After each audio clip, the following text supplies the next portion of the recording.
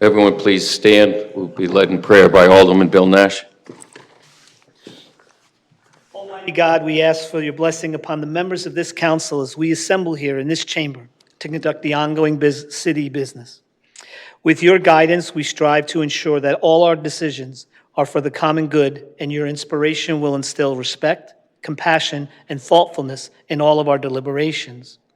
Give us the strength and wisdom to lead by example as the people's representatives, and that peace and harmony will mark all our proceedings and keep us faithful to the trust placed in us by the citizens of our community. Amen. Amen. President Pro Tem, please, our pledge. I pledge allegiance to the flag of the United States of America and to the republic for which it stands, one nation, under God, indivisible, with liberty and justice for all. Thank you.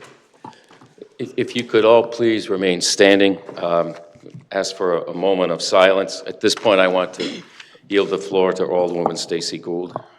Thank you, Mayor.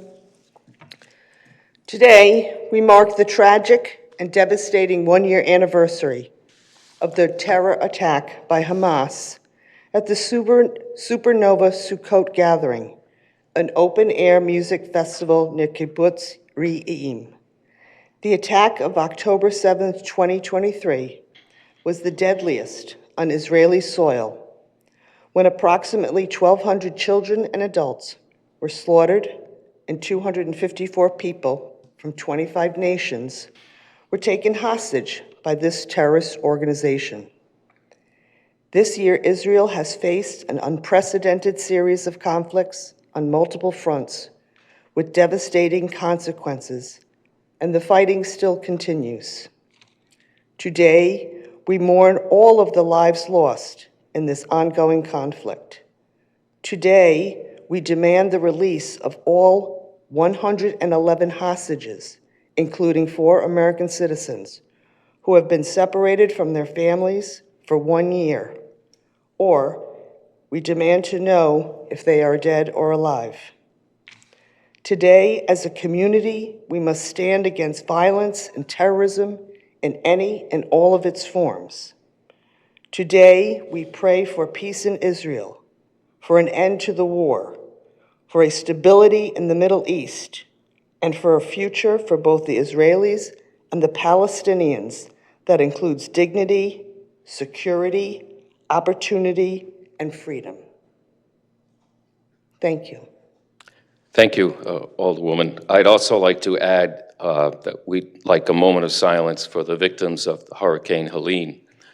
A horrific storm, and Mother Nature can always control things.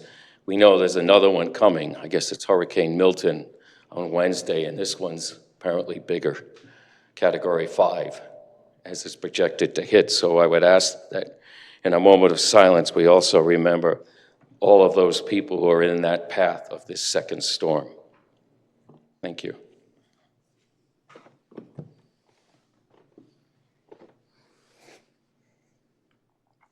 Thank you very much.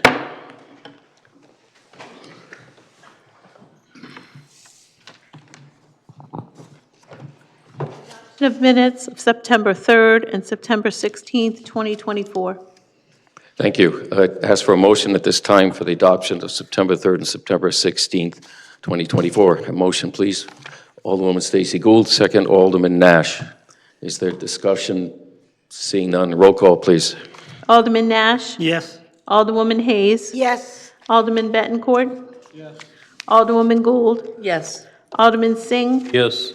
President Pro Tem DeLucia? Yes. Mayor Nystrom? Thank you. The motion passes 7-0. Then Communications number 1, semi-annual report from the Health Equity Committee. Thank you. At this time, I'd ask for a motion that this be received. Is there such a motion? Alderwoman Sheila Hayes and Alderwoman Gould. Is there discussion? Seeing none, roll call, please. Alderman Nash? Yes. Alderwoman Hayes? Yes. Alderman Bettencourt? Yes. Alderwoman Gould? Yes. Alderman Singh? Yes. President Pro Tem DeLucia? Yes. Mayor Nystrom? Yes. Thank you. The motion passes 7-0. Petitions and Communications number 2, resignation from Youth and Family Advisory Board. Thank you. A motion, please, that this be received. Alderwoman Sheila Hayes, second Alderman Nash. Is there discussion? Seeing none, I'm sorry, President Pro Tem. As our custom, I'd like to thank Mr. Dellenbeck for his time and commitment to this board and wish him the best in his new location. Thank you, sir. Appreciate that. Is there further discussion? Seeing none, roll call, please. Yes. Alderwoman Hayes. Yes. Alderman Bettencourt. Alderwoman Gould. Yes. Alderman Singh. Yes. President Pro Tem DeLucia. Yes? Mayor Nystrom. Yes. Thank you. The resolution is received. The vote is 7-0. City Manager's report. Thank you. This is the city manager's report for October 7th, 2024. Meetings attended were Southeastern Council of Governments meeting, Connecticut Interlocal Risk Management Agency Board of Directors meeting, NCDC Executive Board of Directors meeting, NPU City Coordination and CIF Stakeholders meeting. Negotiations continue with fire and public works supervisors. The State Community Investment Fund Committee has approved $12 million in grants for Norwich. The city will receive $4.55 million to continue waterfront improvements and $7.8 million to demolish and clean up the former Cape Hart Mill in Greenville. City leaders worked in conjunction with NCDC on the funding application. Tanis Doman, Assistant Zoning Blight Enforcement Officer, held 5 volunteer community cleanups during September. 10 Norwich residents volunteered in cleaning up the East Main Street Pond and Lake Street, Franklin Street, and North Main Street. More than 2,000 pounds of idle waste was collected with the help of Public Works. A final cleanup is scheduled for Boswell Avenue on October 9th at 9:30 a.m. The Human Services Division Block Party was a big success with over 500 people in attendance. Thank you to the volunteers from the Office of Community Development, as well as students from both Norwich Free Academy and Norwich Technical High School who helped tremendously to set up and running the event activities. Thank you to the community partners of the Fire Department, Norwich Police Department, American Ambulance, Hartford Healthcare, SCADD, Norwich Public Schools, Bully Busters, TVCCA, Mobile Crisis, Governor's Prevention Partnership, Three Rivers Community College, Otis Library, Favor Connecticut, Health Education, UCFS, and NFA. Quite a list, as you can see. Human Services Youth and Family Rec Division held the Kids Zone at this year's Greater Norwich Chamber of Commerce Healthy Living Festival on October 5th. Uncas Health will be bringing their mobile health van to the Senior Center on October 9th for a flu shot clinic. Call the Senior Center at 889-5960 to sign up. The 34th Annual Walktober began September 21st and will conclude on November 10th. The City of Norwich participates with the Last Green Valley National Heritage Corridor on this annual event. Norwich has 37 walk/events scheduled, including numerous heritage sites and points of interest throughout the city. Thank you to the volunteers and sponsors who make these events possible. The full Walktober calendar guide is available online at the lastgreenvalley.org. And that concludes my report for this evening. Thank you, John. Other questions at this time? Yes, Alderman Singh. Thank you very much, Mr. Mayor. So first is just a comment. I just want to thank Governor Lamont and CAF committee for giving us this kind of money. I think we deserve it. We even deserve more, and we will continue with our advocacy at all the levels. And I also want to thank our state delegation for working with them on this. And of course, NCDC for making sure our applications are submitted on time. Just have a follow-up question as well. This 4.55 million that we got to continue with our Waterford improvements, can we use some of that money for marina restaurant rehab, or it's very much confined within the parameters? There's some flexibility in the grant, and we're probing on with DECD to see what can be included and what's not. It's a large sum that I think there's some potential for some diversification of the funds. Some are specific, like the tower study of the Harbor Tower study and things like that, but there are others that are more generic that we could take a look at. Because restaurant, I believe it's a very important component for the whole development itself. So that was my question. Thank you. You're welcome. Thank you, sir. President Pro Tem, please. Thank you. On that same topic, John, is this partially or funding the reinstallation or reestablishment of the fuel tanks, or is that a separate grant that has come to the city? That was in the preceding funding, the funding we previously got for the downtown It's a little marina. over, it's right around $2 million. About $2 million, that was Okay, part of all right. that. Yeah, thank you. Thank you. Other questions this time? Alderman Gould. Well, I don't have a question for the city manager. He probably didn't know this was happening. I don't know if he's a Facebook participant. I'd like to take this opportunity to thank the Norwich Police Department and the East Great Plain Volunteer Fire Department. This past Saturday, together, they held a joint boot drive for the victims of Hurricane Helene. And in 4 hours, our generous citizens of this community donated a little over $5,000. So I thank them for their efforts. Chief Daley, thank your members, please. What a tremendous outpouring we received from the community, from small children to our elderly. It was a great event, so thank you very much for that. Thank you. Further questions, comments at this time? Okay, seeing none. John, thank you all. All business resolutions, number 1, relative to amendment of existing American Rescue Plan actions. Thank you. I'd ask for a motion, please, to put this on the floor. Alderwoman Gould, second. Alderwoman Sheila Hayes. Is there discussion? President Pro Tem, please. This time I'd like to offer an amendment to this resolution. I'd like to, well, the purpose of my amendment is to remove item number 5 from the list. And ultimately, that would change the total amount. I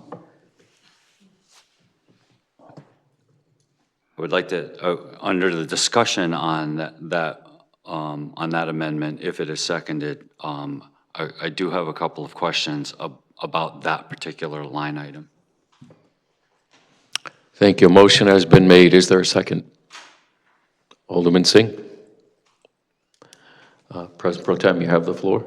Thank you. So my question on this to the city manager is that we're clear on the fact that everything needs to be allocated by December the 31st of this year, 2025. But the money does not need to be encumbered or spent until December of that they needs to be encumbered by December of 2024, and then, but needs to, wow, I just said that wrong 3 times. No, you're good with this. No, you're good on the Allocated by December of 2024 this year, and encumbered by December of 2025. No, It's 26. Spent it by has to be 26. spent by 2026. Encumbrance actually would be 2024, either a contract or allocation. Allocation is not enough. It has to be committed by December of 2024. Okay, so that's why I have a problem with this item, because it seems to me that next year we will, well, let's play a little history here. this past summer, we used a good amount of money under this particular allocation to pay for kids to go to Norwich summer camps. And I would imagine that need is still going to exist next year. Isn't it enough that this money is allocated for that purpose from back to its original allocation, right?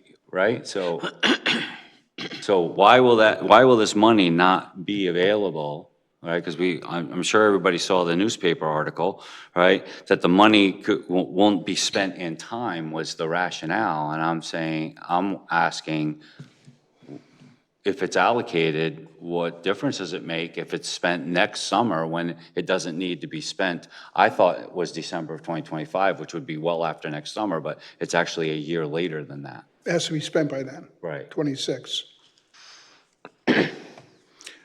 Well, this is a tricky one only because there's no formal encumbrance. It's not like we have a contract with each person that might get a scholarship. It's a more generic and general program. I'd like to bring up our controller to see if he has a better answer than I have. My tendency is that I think that once it's finished, the program, then you got to reallocate it in that sense, but I'll let Josh take a shot at it. I think that those recreation programs, that wouldn't be enough of a commitment as of December 2024 to fit U.S. Would or would not? Would not be enough of a commitment by how the U.S. Treasury defines those things as of December 2024. If the funds are planned on being used in June, July, August of 2025.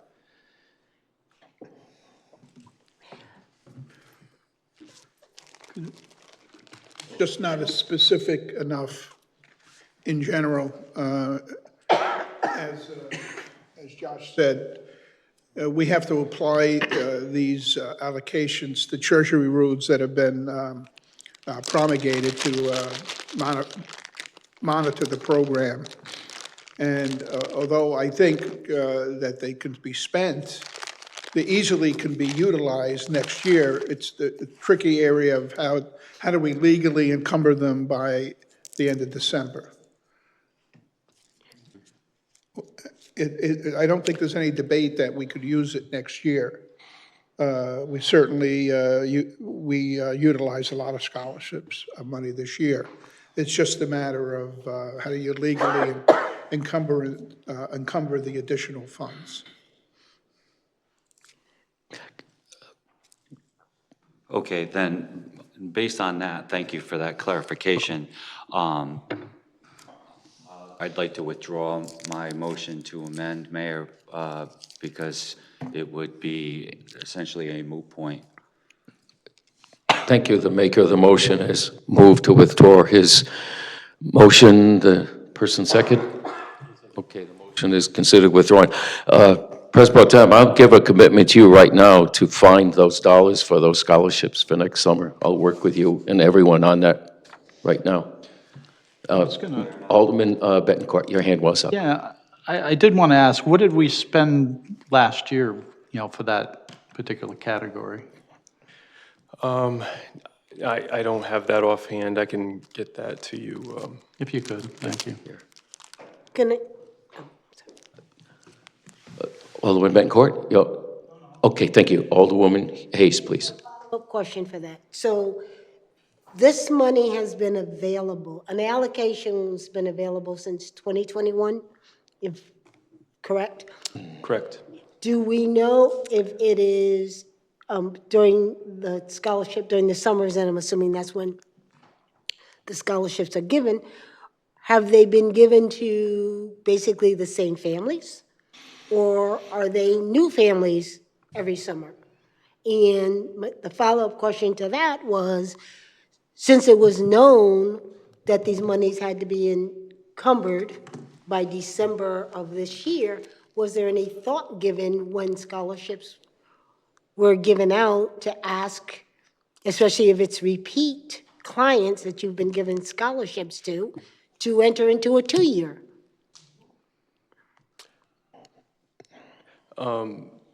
I don't know if that would be the sort of contract that the U.S. Treasury was, a contract for parents to say, I'm going to send my son or daughter to camp 2 to 3 years from now. I don't know that that would be what What I'm asking for, if historically, yeah. okay, I'm saying if it has been, let's just say 80% of the families are repeat.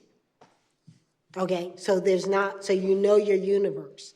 Was there any consideration looking forward, since we knew these had to be encumbered by December, to take into consideration that you have the same families who have been receiving the scholarships? Or is it every summer a whole new set of families come in?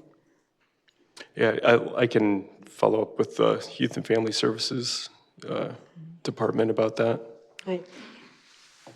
So, and I'm sorry to the President Pro Tem, I didn't want to, wish you hadn't withdrawn the motion, because I'd like to get an answers to that. If there's repeat, if you know that you have repeat families that have been utilizing the scholarships.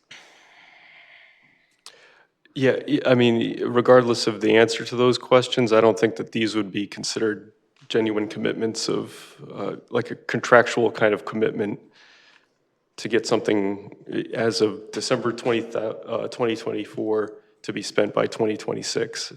I don't think it would meet the criteria laid out by the U.S. Treasury.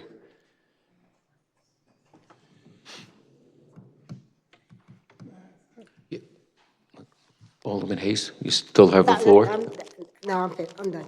The city manager's asked to comment further. I just want to reiterate that we approach these encumbrances pretty seriously because, on the conservative side, because we do not want to have to relinquish these funds or get into a situation where the Treasury thinks that we're a little, I don't want to say loose, but we're trying to go beyond what the allocations are. So I wouldn't be comfortable personally as city manager trying to stretch this into that area. So. Thank you, John. Is there further discussion at this time or questions? Yes, Pro Tem. So now, under discussion on the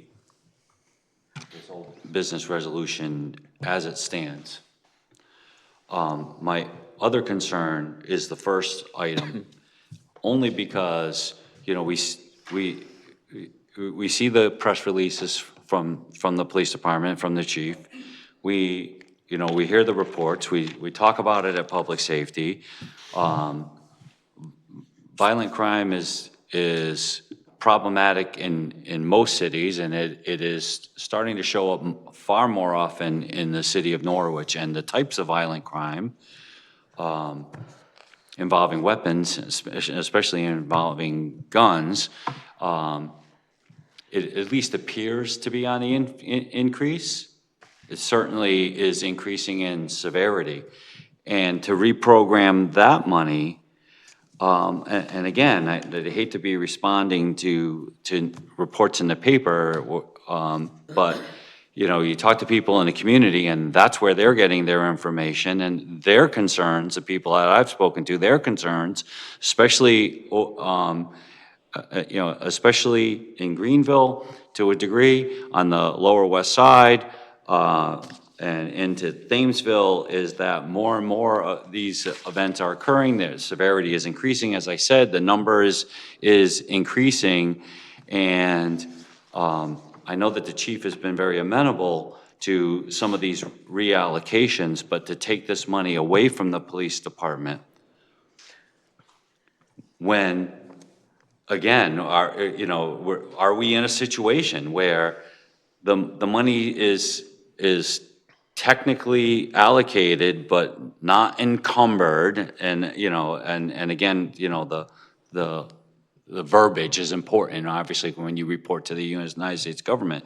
But this is money that the chief is going to spend over the next 2+ years. I mean, we know that that's going to happen.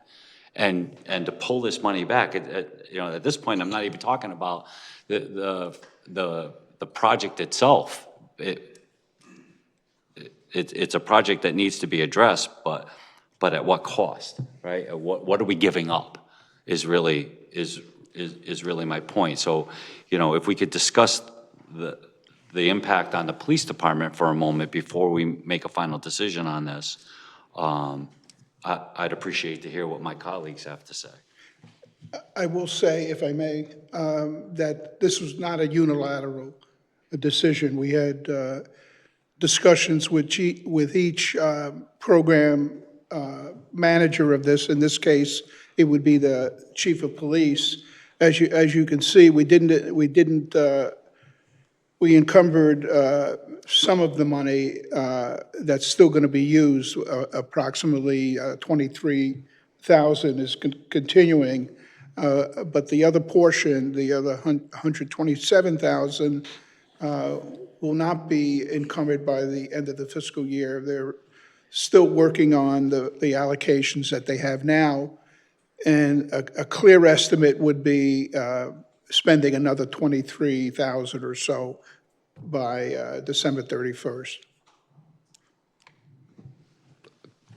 Thank you, John. Alderman Nash. I know that it's kind of early to get this answer, but I know the state of Connecticut just received $1 million for this violence task force stuff from the federal government, and I didn't know if we knew how much Norwich was going to receive, if any, of that. I know $1 million is not much for the entire state, but I didn't know if Norwich was on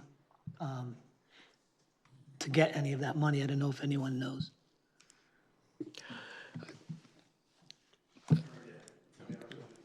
Chief, do you want to join the conversation? We can't do it from the the pew, please, at the microphone, please, and if members have questions, please. Can't join from there either. And Josh will split time up here. I haven't heard about that. $1 million does not go far. I don't think it's going to go to the big cities. The majority of your homicides are in New Haven, Bridgeport, Waterbury, Hartford. I think that's it. Those are probably 80% of the homicides are there. As far as violent crime, the number was arrived at coming off the trend of what we spent so far, but there's no guarantee that's going to continue. We were out last night till late, early morning hours on McKinley Avenue for a shooting, and another case last week. So there's no hard and fast rule. This is based off the estimate of what's done here. But, it's like I always tell, you never know what's going to happen tomorrow, and I don't know. I'll defer to Josh and the city manager on what allocated and authorized and encumbered, the definitions of it is. And then, before that, I would, rather see a key stay within the police department's area. If we don't think we can do it, well, we could add perhaps more city cameras, more license plate readers. We could always do stuff like that. That was very successful done with ARP. So there's crime fighting tools we could do with that. But, I can't argue with the math. The math that Orla came up with show what we spent is true, but that's always in the rearview mirror. My crystal ball is way too foggy to see what's going to be going on in the city of Norwich in December of 2026. And that is the trend that we're looking at over the next 2 months, to spend an additional $23,000 based on how we've been spending the money during the year. And it ebbs and flows, that is true. But so we don't do the ebbs and the flows. We take the median between it to come up with a projection on this. So Violence prevention funds, to be honest with you, it's made a difference. It's made a huge difference between that and state help to the Violent Crime Task Force. We're making great inroads, so it has helped. How much have we spent to date on that approximately? You know, Chief? Well, I don't know off the top of my head. Yeah. You know, it's, The point is that this is a smaller portion than, there was a pretty large amount. it was a large amount, and if you remember the original allocations, it was also for hiring, but we're struggling to hire city-sponsored spots, so we can't use ARP money till we get to full staff, so then we're in the supplanting world. So that was the master plan, so the large number was gun violence, and then the second number was hiring. It's just, you know, unfortunately, we're still at a deficit in hiring. Alderman Hayes? So Chief, if we can talk about, this summer, we conducted collaboratively, NAACP and the police department and our Norwich Academy, as well as some of our community groups, conducted some pilot programs under the gun violence and violence prevention. And looking to make some of those programs permanent. Would this money under the gun violence be available to be utilized? Because we're right in the process of evaluating and putting together the final proposals. The guidance for when it comes to violence prevention money wasn't in the original ARP. It came out in a follow-up letter issued by the President Biden himself. So it's a little gray, to be honest with you. So I would say before we start doing more programmatic things instead of response and direct action, I guess we'd call it, it probably would be worth a call to someone to see if, you know, we're not dancing without a net. Okay, but knowing that we saw some positive results, the programs that we piloted, even if this had to be used, as you said, to buy more cameras or something additional in light of the gun violence reduction, the concern I have is just moving this money out when we know that we still have gun violence in the city, and we can't ignore it. There are areas that are targeted, and that's part of what we are addressing in the city. So I have a concern about reallocating this money away from the gun violence prevention or gun violence reduction. I fully understand your concerns, and again, this number was arrived at over what we spent in the past, but there's no guarantee that something as horrific is not going on right now, and that's always the risk. Right, but what was spent in the past, did it take in, I mean, were there some things that were not put on the table or considered because we continue to see the gun violence happening? So I'm just concerned that moving this right now then mitigates the opportunity. I guess my safest comment to make would be, I share your concerns because if you move money from a program area until the problem's fixed, you could always end up coming up short.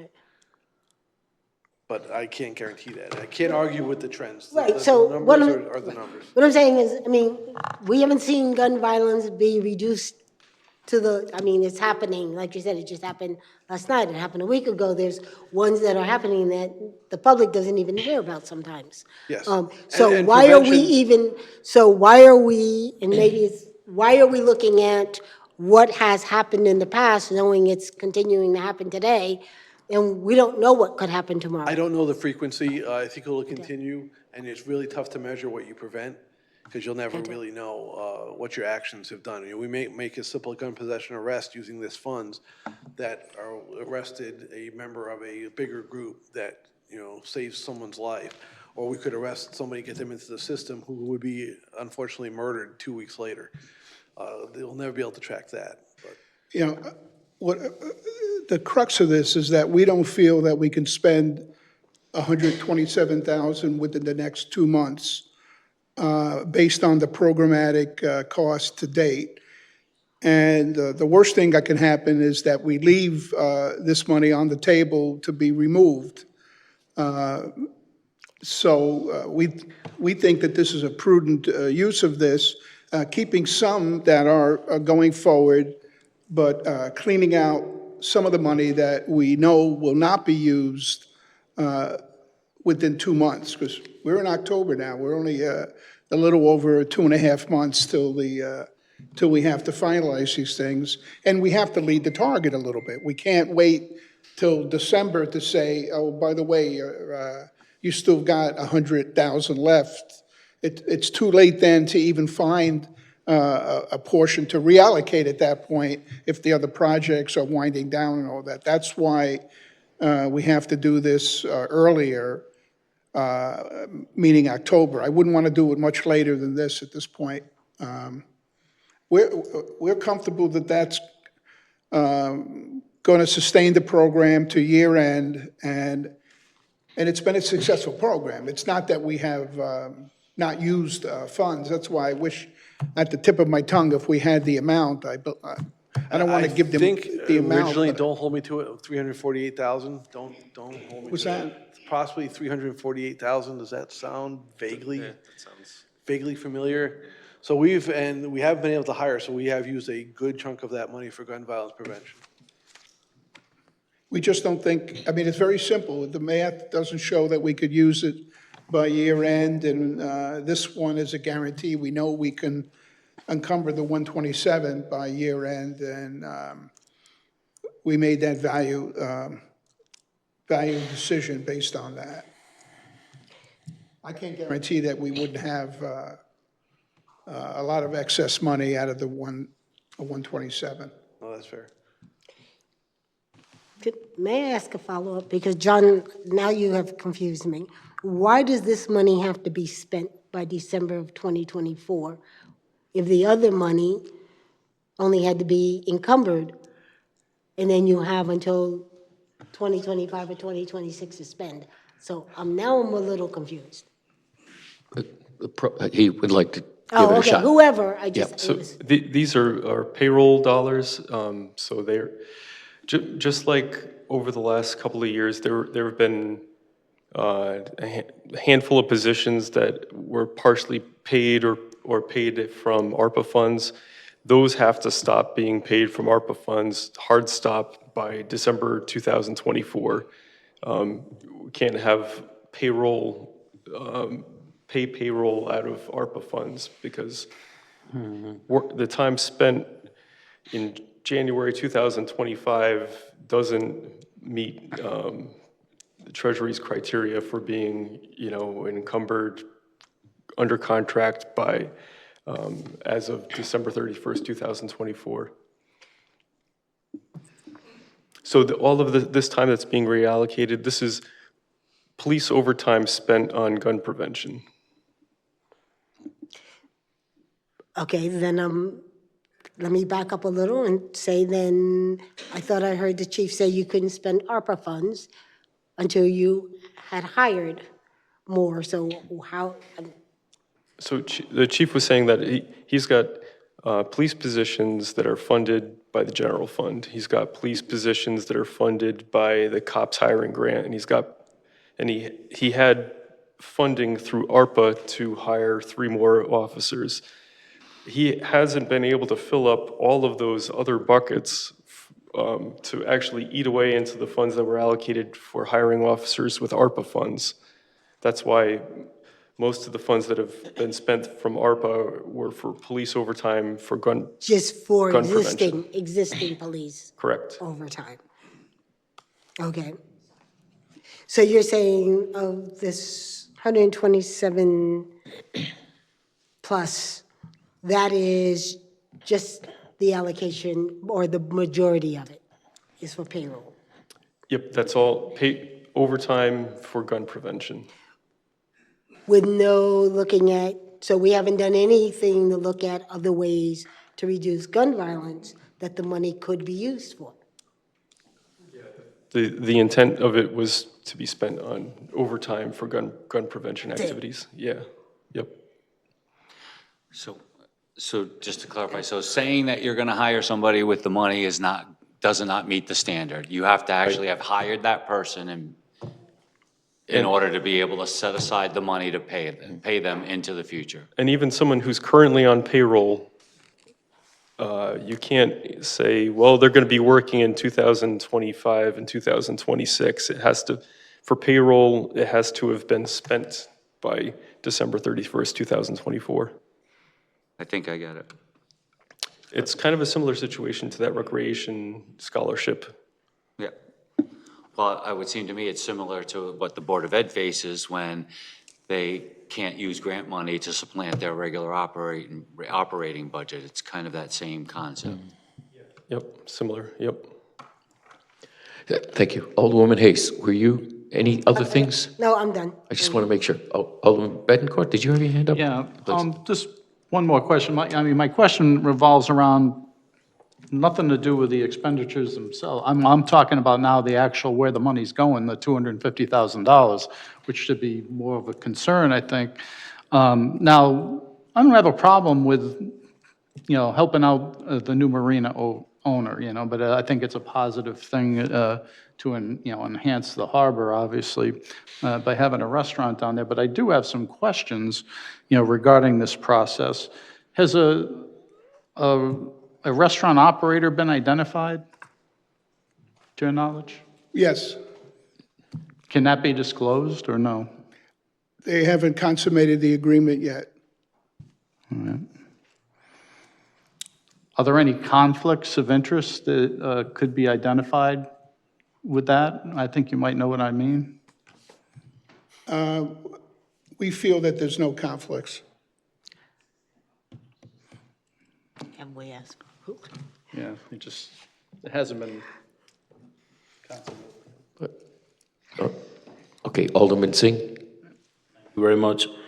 Just a quick comment, like, I hate to use all this money from public safety and human services, but I think seems like the issue here is manpower. We didn't had enough manpower to utilize a lot of these resources that we had, even though we do have a problem that needs to be solved. So I understand that, and I think I feel comfortable moving this forward. But on the other hand, I think we should do more on gun violence. A lot of towns do free trigger locks. They do gun buybacks. There was a state initiative, I think, on gun buybacks as well. And I think we just need to be more sensitive to taking money out of these categories even in future, because there is a lot of need in our city on, when it comes to public safety or human services. Thank you. Thank you. Further discussion? President Pro Tem? Thank you. So to follow up on Alderman Betancourt's question, I understand the reason for not wanting to identify until, all the i's are dotted and the t's are crossed. But are we talking about, have we attracted a new restaurateur? I mean, because the whole thrust behind this is to make that space more attractive to a restaurateur who wants to run a business there, because that has been a bit of a challenge over the last at least 2 years, I think we would agree, right? Yeah. Even prior to the new ownership, the restaurant hasn't been able to succeed because it's been seasonal in nature, and most businesses, especially a restaurant, if it's designed to be seasonal and that's what the cash flow is, then that's a different story. But as a restaurant, as an entity, it's insufficient revenues to carry the expenses without making it as close to year-round as you can. And that's been, I haven't directly, but the owners, and even the past owners, the big limitation has been that the restaurant could not be opened year-round, and that would make it unattractive for investment purposes. So this will enable them to continue service year-round, with maybe a hiatus in a part of February when there's a lot of snow on the ground, and everything. But ostensibly, it would be year-round, and we don't think that we would be able to get a tenant to be interested in the place without it being open, or have the opportunity to be opened year-round, the ones that I have discussed with the new owners, and even to the extent the past owner.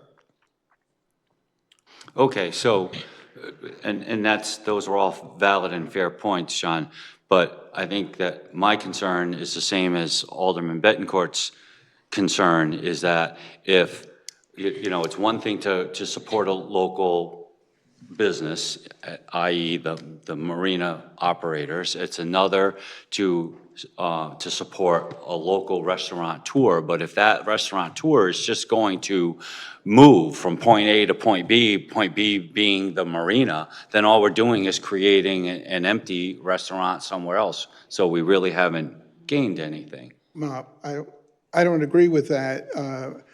The restaurant will be expanded service. And again, I don't want to get into specifics of the owner to violate that confidence, but this would be a greater expansion of the restaurant. I don't want to get into their business plan, but it is different. So we don't feel that space will be vacant for long based on analysis of what's needed. So it's not like, when you recruit a business from one city to another, and, it doesn't affect the state's well-being because it just shifts from one city to another. That's the analogy that I think you're using, and it's a little different here because there are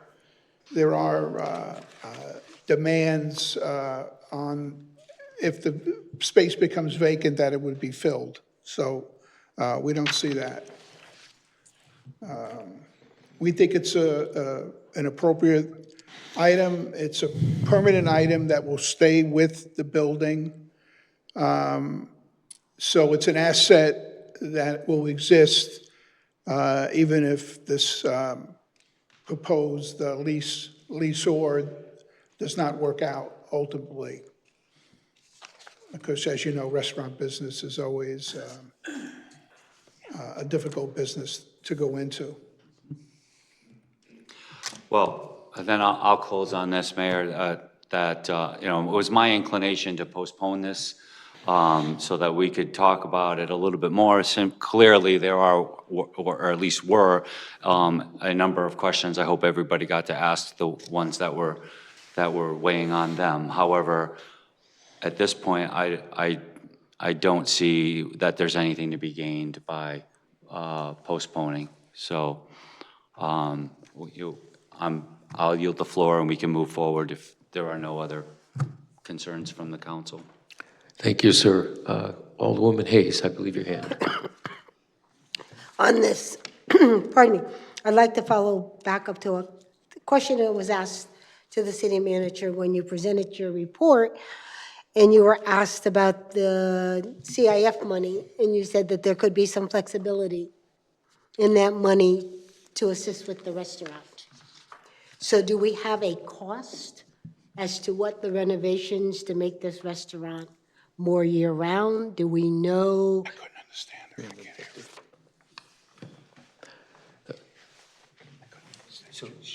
So as I understand it, it's a little tough to hear down this end. Okay. But let me see if it seems you're asking for maybe a description of what this $250,000 would do to the building. Oh, I can answer that, yeah. It's a 4,000 square foot addition, be kind of unique, and in fact, that's why I asked for it to be postponed until we were sure that it could pass all the building codes. It's a structure that's made out of aluminum and tempered glass. And so it's basically, it looks like an open area, but it's not. It's heated by radiant heat, not contemplated to have air conditioning because it has movable vents that will circulate the air within it. It'll be an attachment to the building on the If you call the front facing the water, it's the back that faces where the bathrooms are and the kitchen. That's in that space in between, will go that space. It will double the capacity of the restaurant to serve meals, excluding during the peak of the summer when they have outdoor dining and can expand it beyond the building itself. If we were to construct a building with another method, it might cost double this. So we think we're getting a innovative design, but at a very reasonable outcome and price on it. So we think it's going to be pretty unique and attractive for potential businesses in the area. The other thing we had to be sure of, because it's in a flood area, it has to be able to handle a flood. Well, it's very easy. The vents on the bottom part of the windows flap. The whole building can open up during a nice weather anyway, but during a flood it opens up and the water can just oscillate through the restaurant, and so it doesn't impede the water flow. And that's easier done with this building than a fixed building with fixed walls and that type of situation. So we had to take that into account also. And it's relatively quick to build, about 6 weeks, as opposed to 3 to 6 months. We would lose the whole season if we were doing that. So this helps with cash flow. So if I can just ask what the second part of the question was, with the CIF money, do you anticipate, because you said there was some flexibility, do you anticipate having to access any of that money to complete this project? The 4.55. No, the 4.55 cannot be applied to this project. Specifically, the restaurant is not part of if we're looking at items, we're looking at more capital items such as the docks and things like that, but not per se the restaurant. That's what we'd be pushing for, repair of the docks that are not usable at this point. But the restaurant, we don't feel would be acceptable to the DECD state regulations on this, Mrs. Hayes. Okay. John, if I may. Just like the first $2 million was tied to Brown Park improvements, we were able to justifiably argue that replacement of the fuel tanks was in fact a benefit to boaters at Brown Park side on the East Canal. We're hopeful we can again use that analysis because, as John pointed out, the docks in the East Canal, even though they're the marina side of the body of land, they impact use of boaters in the East Canal and will impact Brown Park utilization as well. We're hoping to make that argument. I do believe that the grant can be applied to the brownfield remediation assessment of the marina towers, and I believe Kevin Brown believes that we can then utilize those dollars. For example, if it's to deconstruct that building and get it out, he believes we will be able to do that, but also the Heritage Trail improvements and making it contiguous to Uncas Leap all the way down to Brown Park. It can be utilized for that. I can tell you I've spoken with one of the members of the Lord family over the week, because we also believe that if we hoped to extend the Heritage Trail into downtown, which at one time was discussed and planned, he has agreed to sit down and meet with us about that as well, so that again, the Heritage Trail could actually start in Franklin Square, run down along the backs where the rail used to be, tie right into Brown Park and go right up to Uncas Leap with all those improvements. Those are the areas that we're looking at. Completion of the docks on the Brown Park side as well, because, we didn't have enough money because all the bids came in way above everything that we had hoped. But the marina proper itself, it's not in any language I've seen. I wish it was, but it's not. Yeah, there are, thank you, Mayor. That was, I'm glad you reminded me of that. Out of the 4.5, there is approximately 1.8 million that is specifically allocated to the Harbor Towers project to do a Phase 3, do a cleanup, and possibly either demo the building or rehab it for future use. One large part is for the Heritage Trail to upgrade, to put I'm losing the word, an area where you could view the harbor, not outlook. Overlook. Overlook, I was saying outlook, overlook area to enhance the harbor experience. And then there are funds to do some capital improvements to Brown Park beyond what we've done already, which could include a splash pad, return of miniature golf, bathrooms that actually were on the first 2 million, and then changing the configuration for landscaping, removing some of the parking, and to be in conjunction with the reestablishment of Harbor Drive into something less than a speedway, so there'd be parking on the street there too. So it all kinds of links together in the project. When Alderman DeLucia asked me about the tanks, as the mayor said, we were able to do that because it had linkage to Brown Park. So most of the concentration has been on the Brown Park side by the state, and they want to use, even though they want to have a public-private partnership, they're more comfortable with public expenditure at this point. So that's where we are with that. Big surprise. Thank you. Other concerns or questions, please? Just a quick, Singh. thank you very much. So I'm very glad we talked about public-private partnership because we celebrated that right outside our city hall the other day. Right. How ARPA made a big difference in the businesses, and I think our average was 1 to 6.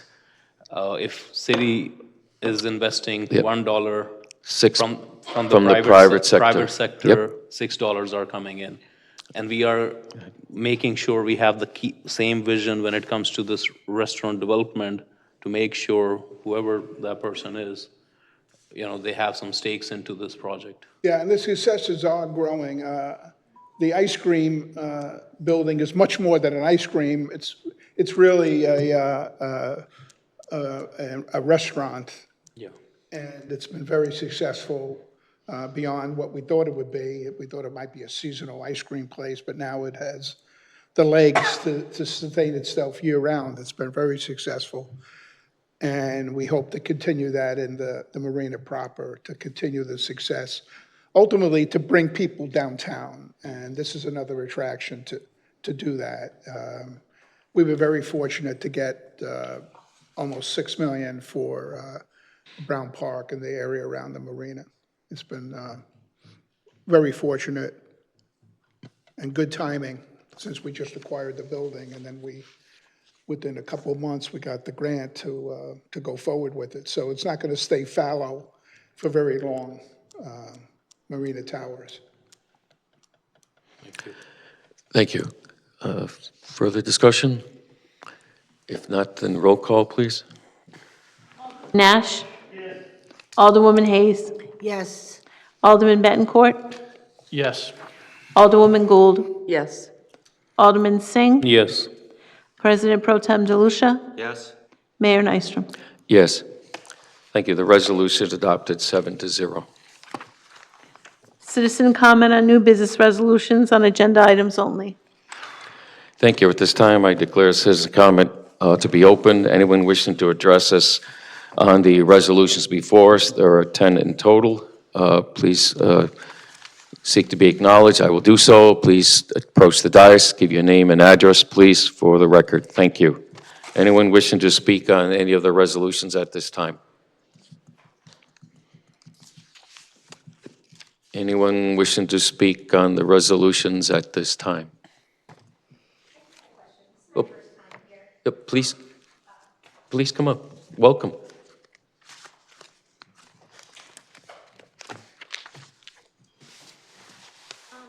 I just had a question on, where is your ethics commission? Is it located here in this building, or?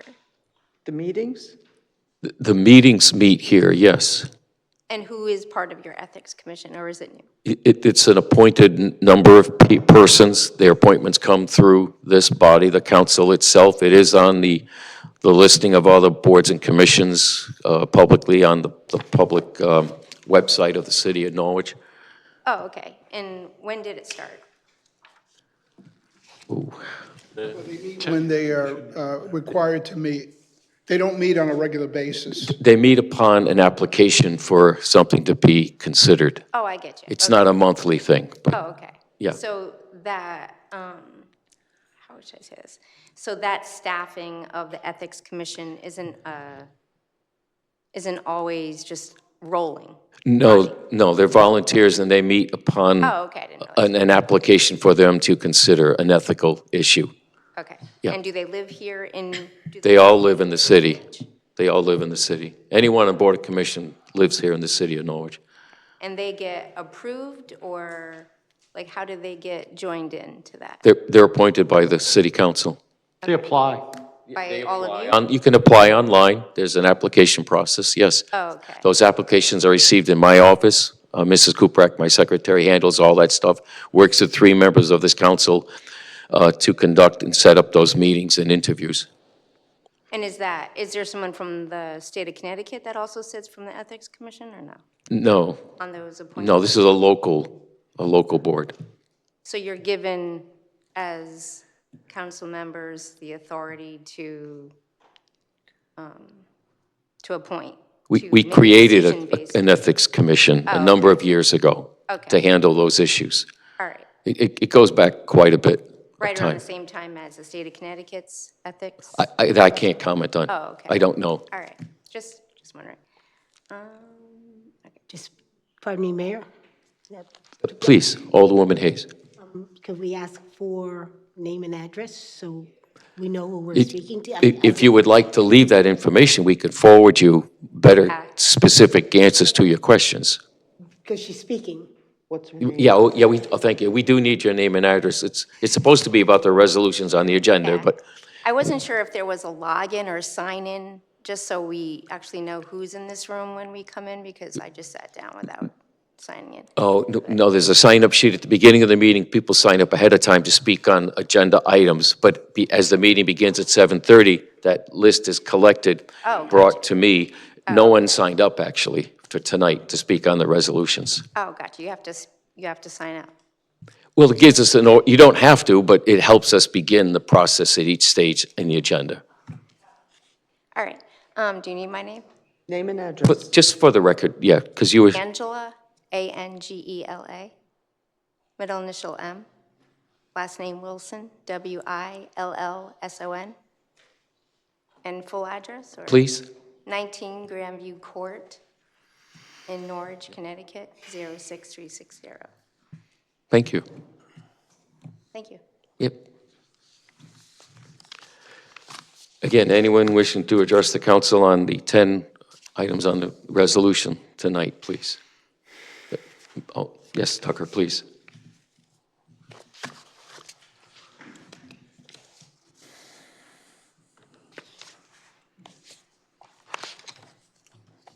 Thank you for this opportunity. My name is H. Tucker Braddock, and I live in 868 Scotland Road, Norwich, Connecticut, and have for 54 years.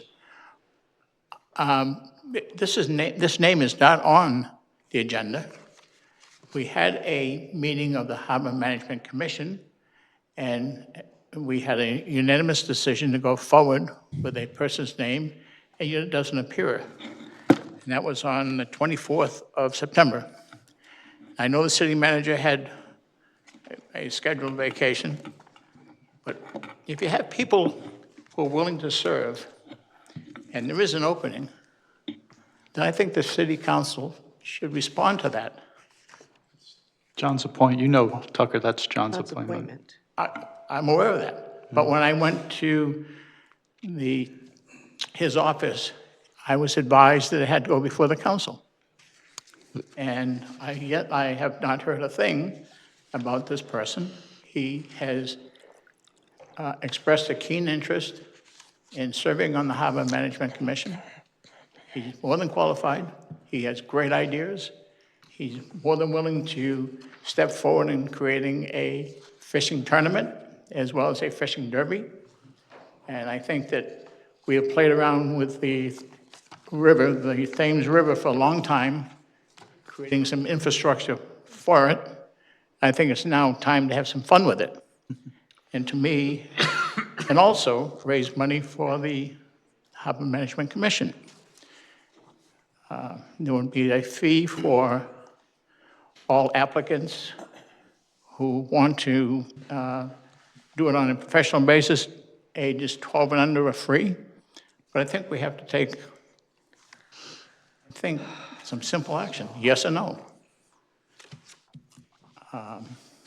Thank you very much. Appreciate all of your time. Thank you, sir. Again, anyone like to address the council on the resolutions before us at this time? Anyone on the resolutions before us at this time? Anyone on the resolutions before us at this time? Seeing no one, thank you all very much. Declare it closed. New business resolutions number 1, relative to reallocating the cannabis gross receipts revenue funds appropriated for the fiscal year ending June 30th, 2025. Thank you. A motion, please, to bring this to the floor. Alderman Bettencourt, second Alderwoman Gould. Is there discussion? President Pro Tem, please. Thank you.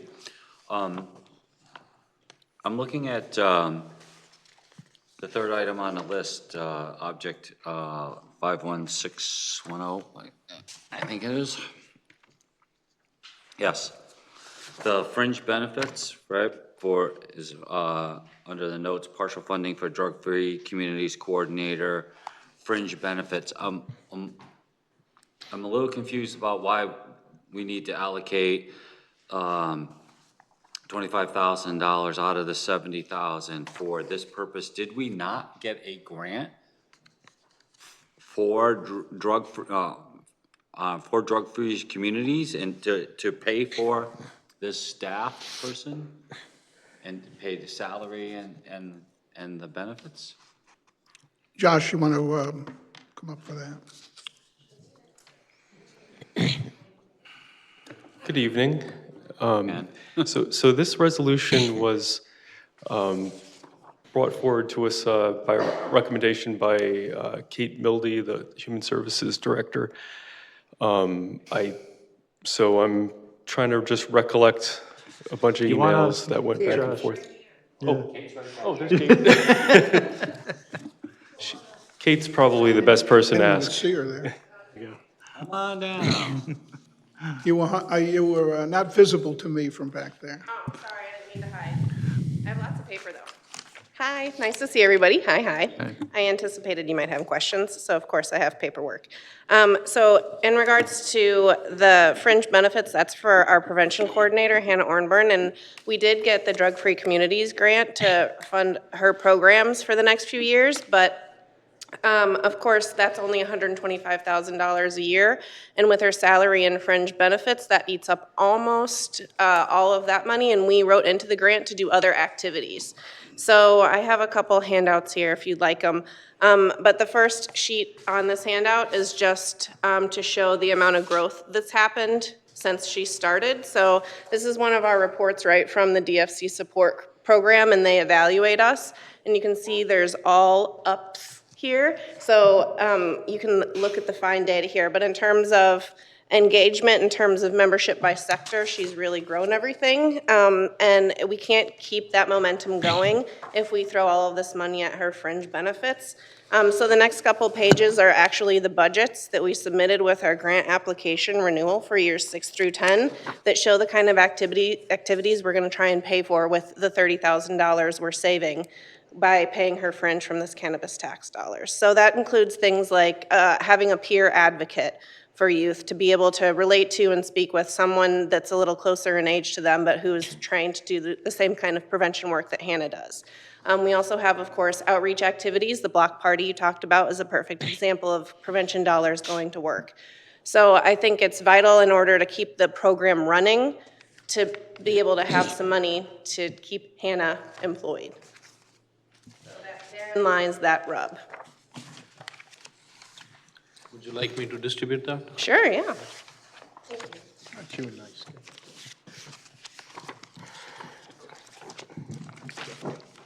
It's right up here.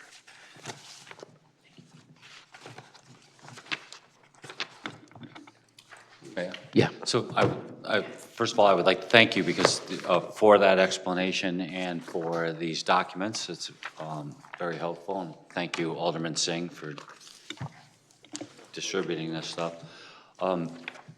So to your explanation, I agree with you that the money from the grant is better spent on programs versus people, even though it takes people to make the programs happen. I was under the impression that the grant covered the entire cost of the facilitator, salary, benefits, everything.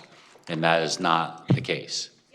We could do that, but then we wouldn't be able to do everything else we've promised in the grant. And It- so we run the risk of, not being eligible for it future would be at funding the if we don't have expense. those deliverables. Yeah, so it would be at the expense of all of the programs in order to use the grant to pay for the staff member. Right, and this is another little layer to this, is that Hannah, when we brought her on, she was still on her parents' insurance. So she was effectively cheaper for us to have, but as soon as she aged out of that, of course, had to go on her own insurance too. So that on a more personal level affected the budget too. Okay. All right, that's the explanation I was looking for. Thank you. And thank you. Thank you, sir. Other members of council? Yeah, Alderwoman Hayes. So a follow-up question then is, when the grant was written in anticipating that it would cover all of the expenses, and now we take and cover the fringe benefit, what happens next year? If we continue to take the fringe benefit from some other place versus allocating activities, I guess I would have expected to see activities in addition, leave the fringe benefit in the grant, because that salary plus fringe is what the grant was given for. Right. Yeah, so in terms of sustainability, right? One of the things, of course, cannabis tax dollars is a semi-sustainable revenue stream, but that aside, I think we continue to apply for other grants for prevention work as well. So we applied for a STOP grant. We didn't get it this year, but we're going to continue to apply, and that will fund a lot of the programming that Hannah will be able to do and reduce the fringe burden on other sources of revenue we have coming in right now. But what I'm asking is, are we going to continue to see the request come out of the cannabis money for the fringe benefit versus putting it in the grant and then determining what additional dollars you need to conduct the activities? Yes, I think ultimately the cannabis tax dollars will be what we rely on to pay for these fringe benefits unless we get other funding for the grants that we're trying to apply for. So there's community foundation grants. Hopefully the Social Equity Council opens back up and we can try to fund the programming to meet these grant requirements through other sources. But if we don't have Hannah, then we have no program at all. So that has to be the priority, is to keep this staff person in this role. Otherwise, the work that we have promised to get done has no one to do it.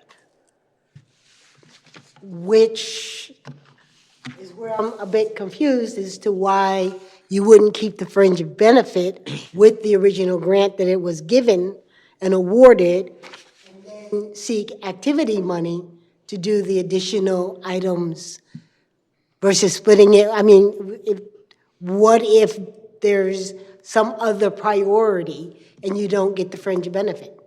Well, if we don't get the fringe benefit here and you guys don't approve this, then we will absolutely have to go back and try and figure out how we're going to meet these grant requirements. It's, of course, a 5-year grant, and we have time over the 5 years to figure out how to fully afford the fringe for this, but we don't necessarily have the 5 years to figure out how to get the programming done. So for right now, I would say the more pressing issue is to make sure that the staffing is there. And then in terms of sustainability, we do have cannabis tax dollars. It's going to continue to increase year after year. And we have opioid settlement dollars, which is another allowable expense, and that's going to be going on for a long time too. So I think there are other revenue streams within my department to make sure Hannah stays whole and we meet these grant requirements. And I think that there's an opportunity, of course, for future grant funding to keep her whole. But if we don't keep her now, and we don't give this funding now, we definitely risk keeping Norwich Prevention Council as it is. I understand that, but I also understand how grants work. And so you understood that when you applied for the grant and accepted it.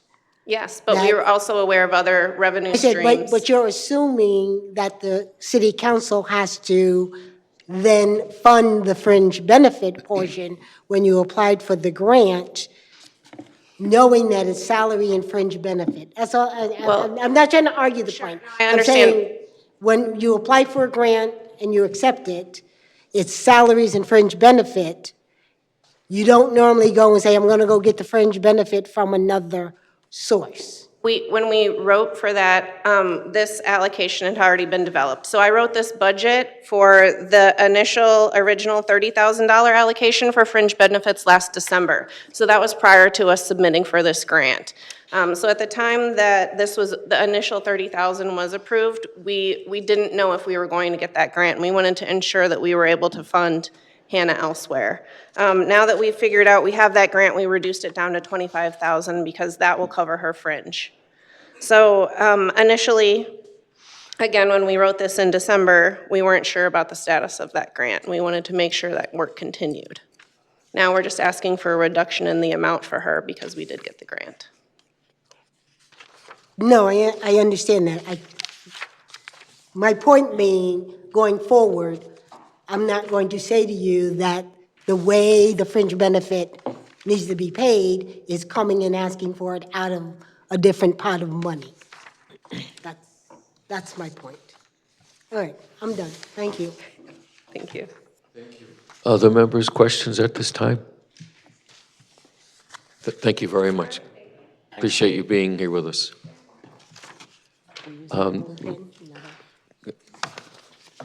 Ready now? Okay. Roll call, please. Alderman Nash. Yes. Alderwoman Hayes. Yes. Alderman Bettencourt. Yes. Alderman Gould. Yes. Singh. Yes. President Pro Tem DeLucia. Yes. Mayor Nystrom. Thank you. The resolution adopted 7-0. Resolution number 2, relative to an alternate appointment of the Senior Affairs Commission. Thank you. A motion, please, to bring this to the floor. Alderman Nash, second to Alderwoman Gould. Is there discussion? Seeing no discussion, the person being appointed as an alternate member of the Senior Affairs is Linda Snarsky. Roll call, please. Nash. Yes.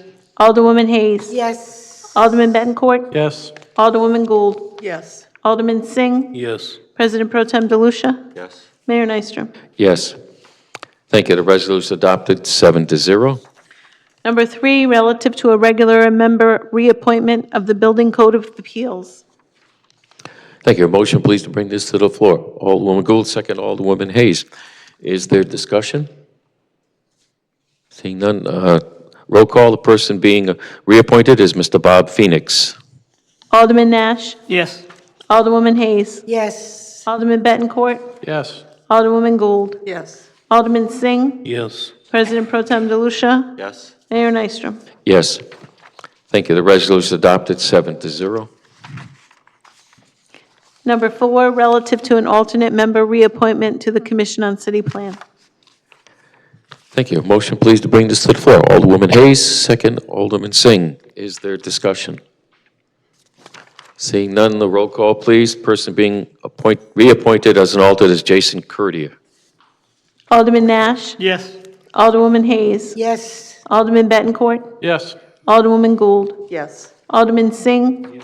President Pro Tem DeLucia? Yes. Mayor Nystrom? Yes. Thank you. The resolution adopted 7-0. Number 5, relative to 3 regular member reappointments and 1 regular member appointment of the Ethics Commission. Thank you. Motion, please, to the floor. Alderman Gould, second, please. Alderwoman Hayes. Is there discussion?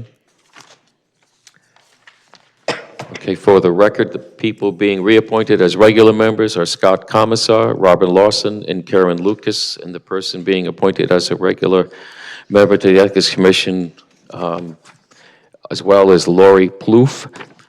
And the roll call, please. Yes. Alderwoman Hayes? Yes. Alderman Bettencourt? Yes. Alderwoman Gould? Yes. Alderman Singh? Yes. President Pro Tem DeLucia? Yes. Mayor Nystrom? The resolution adopted 7-0. Number 6, relative to a regular reappointment and a regular member appointment of the Historic District Commission. Thank you. A motion, please, to bring it to the floor. Alderwoman Hayes, second Alderman Bettencourt. Is there discussion? Okay, for the record, person being reappointed as a regular member of the Historic District Commission is Mr. Gregory Johnson. Person being appointed as a regular member of the Historic District Commission is Dane Rue. Roll call, please. Alderman Nash? Yes. Alderwoman Hayes? Yes. Alderman Bettencourt? Yes. Alderwoman Gould? Yes. Alderman Singh? Yes. President Pro Tem DeLucia? Yes. Mayor Nystrom? Thank you. The resolution adopted 7-0. Number 7, relative to a regular member reappointment of the Mohegan Park Advisory Committee. Motion to the floor, please. Alderwoman Hayes, second Alderman Nash. Is there discussion? Seeing no discussion, the person being reappointed is Rebecca Malucci. A roll call, please. Nash? Yes. Alderwoman Hayes? Yes. Alderman Bettencourt? Yes. Alderwoman Gould? Yes. Alderman Singh? Yes. President Pro Tem DeLucia? Yes. Mayor Nystrom? Thank you. The resolution adopted 7-0. Number 8, relative to a TCD member reappointment to the Volunteer Firefighter Relief Committee. Motion, please. Alderman Nash, second Alderman Singh. Is there discussion? Alderman Singh. Add a little correction on Alderwoman Stacy Gould name spellings. Thank you. So sorry. We can consider that as a friendly amendment. Thank you. Agreed. Thank you. Any further discussion? Seeing none, the person being reappointed to the TCD Volunteer Fire Relief Fund is Mr. Ron Stoltz. Roll call, please. Alderman Nash? Yes. Alderwoman Hayes? Yes. Alderman Bettencourt? Yes. Alderwoman Gould? Yes. Alderman Singh? Yes. President Pro Tem DeLucia? Yes. Mayor Nystrom? Yes. Thank you. The resolution adopted 7-0.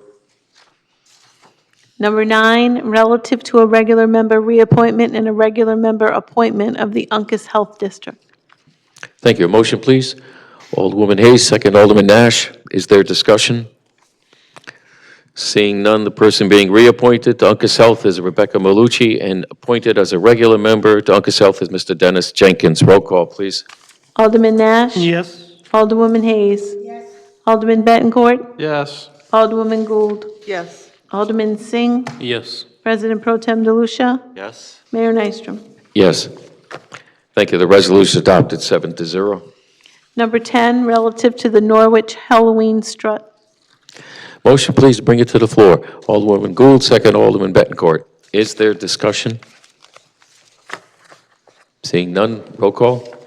Alderman Nash? Yes. Alderwoman Hayes? Yes. Alderman Bettencourt? Yes. Alderwoman Gould? Yes. Alderman Singh? Yes. President Pro Tem DeLucia? Yes. Mayor Nystrom? Yes. Thank you. The resolution is adopted 7-0.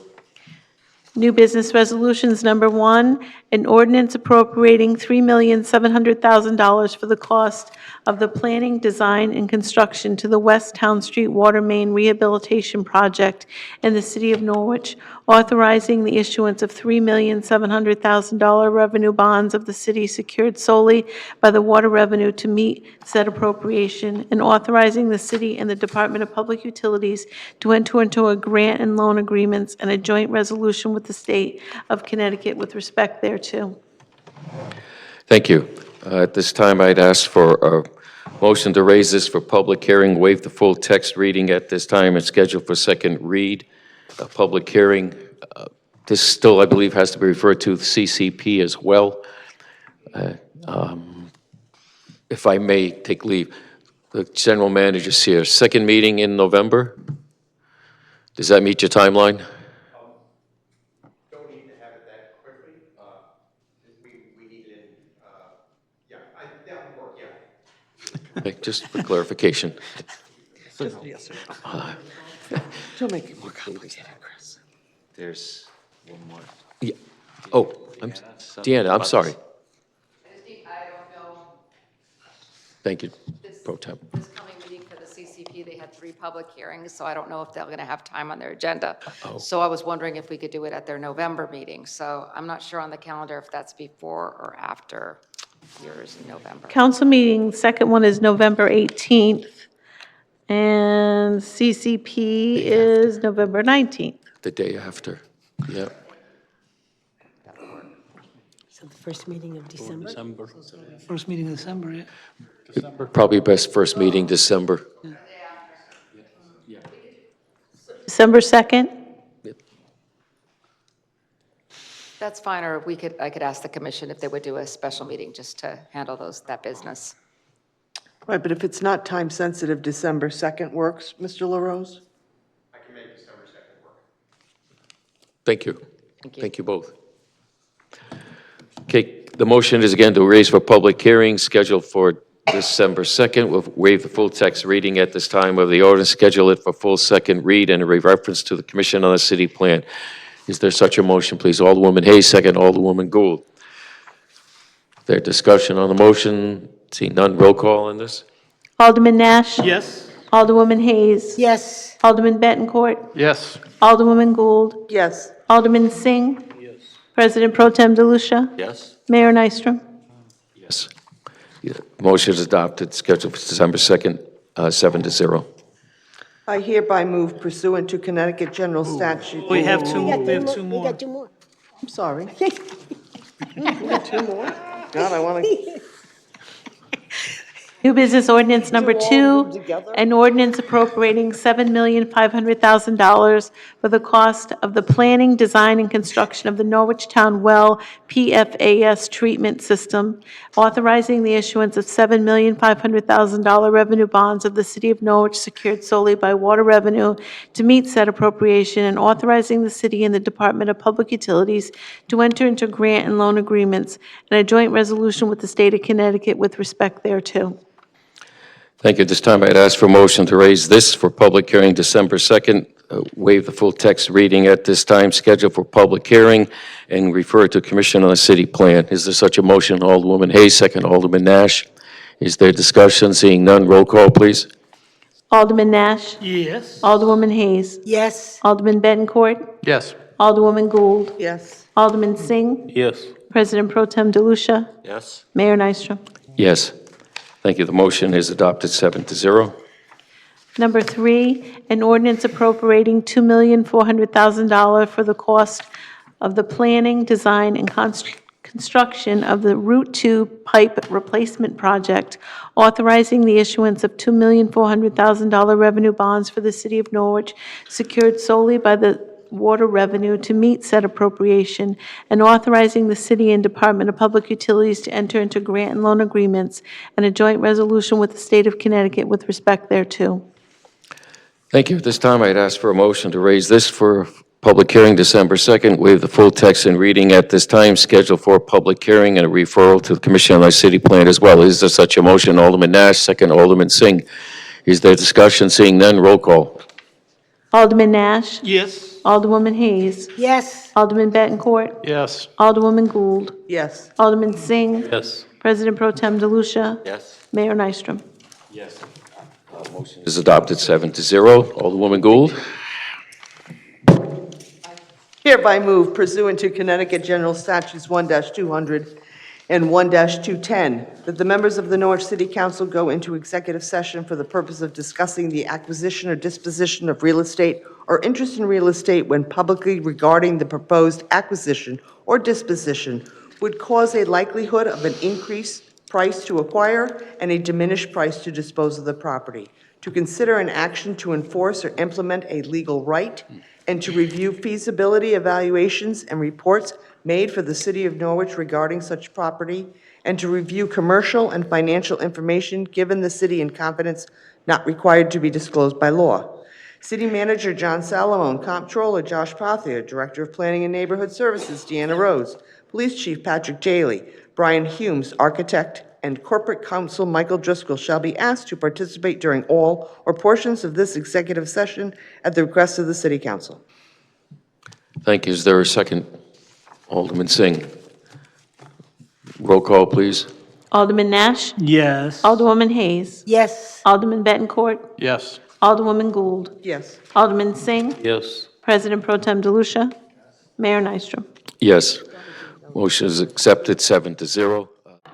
Council, come back to order. Let the record show no votes were taken during the executive session. At this time, could I have a motion to return to the council meeting? Nash, Gould, roll call. Nash, Yes. Hayes, Yes. Bettencourt, Gould, Singh, DeLucia, Nystrom, yes. Motion passes 7-0. We're back in. May I have a motion Motion to to adjourn. Second. adjourn by Gould, second by Nash. Roll call. Nash, Yes. Hayes, Yes. Bettencourt, Yes. Gould, Singh, Yes. DeLucia, Yes. Nystrom, yes. A motion to adjourn passes 7-0. Good night, everyone. Thank you.